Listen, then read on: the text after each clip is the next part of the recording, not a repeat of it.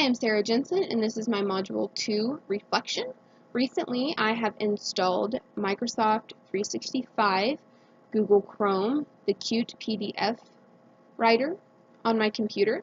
I got through them pretty easily. If I had an issue where I didn't understand what I needed to do, it was very simple to find from our LIT site, as well as just simply following the instructions. Sometimes you doubt yourself and you just need to click to the next box that pops up and the instruction you need will be right there. I'm sometimes not as confident with that because with technology I get a little intimidated or I get a little antsy. So aside from those personal issues, installing those programs went well. I have not used a PDF writer before. I've not made a PDF, so that was new to me. And it went pretty well other than installing the Qt PDF writer. I got through that portion, and when I went to actually make the PDF using my educational website, the problem arose when I would click, I right-clicked on the web page. Then I would go to print. I would select my Qt PDF writer as the printer, and nothing would happen. I further reviewed the video that was on the LIT site on how to do this, realized I needed to try clicking on the web page again, resolved the issue. The next issue arose because I didn't have Adobe on my computer, so my file was getting saved as an internet PDF. So I had to go through and download Adobe, and then also I had to set it as my default, because before it was still coming up as an internet PDF, and I needed to go ahead and make the default. Once I did that, it was good to go.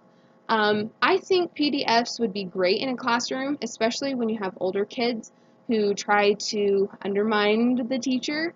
And a PDF, the original information or document, it's unchangeable. So once you've made it into a PDF, the changes can't be made. They can mark on the document, they can highlight on the document, which is great when they need to review and take notes, but they can't actually change the material that you gave them. It's also nice because most computers that schools are using are going to have Adobe already on them, unlike mine was, and it's something simple that they can open and view. I think that it would be great in a note-taking setting or just giving them directions to follow.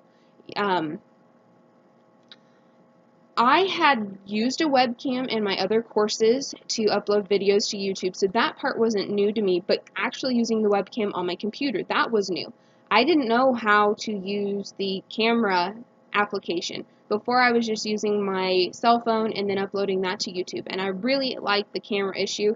The only complaint I have is the clarity on my personal camera. It's not as good. But in doing that, I was able to get the link. I did learn how to make the link actually active once I got it, because that was something I was having trouble with in my other classes. It wasn't coming up active. So after seeing how to do that on our LIT lessons, I now know how to make it active. I need to look for the little active symbol or button on there, click it, and then I can also go and change that setting to who can read it and view it, and now I know how to do that. So I think that a webcam would be useful for all ages, really, in teaching as far as grade levels are concerned, because I could use this simply to leave for a substitute so that they can have my video shown to my class if they don't feel comfortable with a subject that I might be teaching, or if there's specific directions that I need my students to follow. I could also use this as, instead of coming up and giving a written report and just reading off of a paper, older students, maybe in middle school to high school, they could create a webcam document to explain their report on a certain project. This would be a great starting point in getting kids in that 5th and 6th grade level, even to middle school, introduced to technology, using webcams, creating PDFs. So overall, I enjoyed this assignment and this section of the course.